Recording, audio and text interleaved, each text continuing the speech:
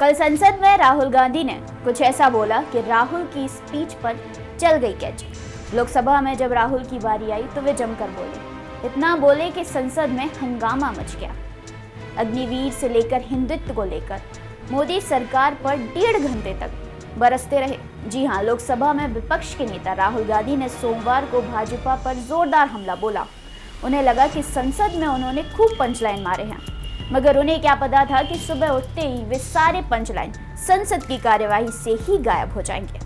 नमस्कार, मेरा नाम है आशी और आप देख रहे हैं IBC 24 महाकौशल। राहुल गांधी ने सोमवार को लोकसभा में करीब 1 घंटे 40 मिनट तक की स्पीच दी है।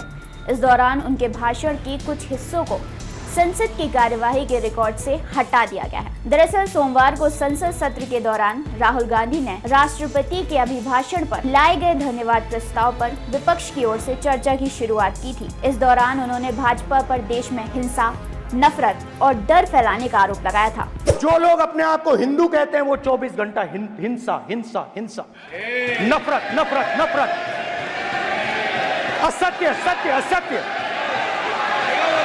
आप हिंदू हो ही नहीं।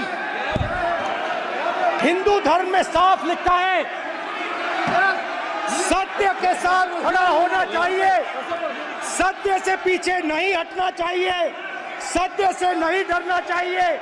अहिंसा हमारा प्रतीक है। उन्होंने दावा किया कि ये लोग हिंदू नहीं हैं। इस पर सत्ता पक्ष के सदस्यों ने जोरदार तरीके से विरोध जताया। प्रधानमंत्री नरेंद्र मोदी को अपनी सीट से उठना तक पड़ा। उन्होंने कहा कि पूरे हिंदू समाज को हिंसक कहना बहुत ही गंभीर विषय है।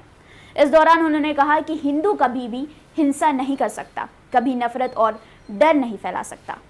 राहुल गांधी ने भाजपा पर युवाओं, छात्रों, किसान, मजदूरों, दलितों, महिलाओं और माइनॉरिटी में डर पैदा करने का आरोप भी लगाया। हालांकि राहुल गांधी के भाषण के दौरान बीजेपी के नेताओं ने कुछ पॉइंट्स को लेकर उन पर विरोध जरूर जताया था।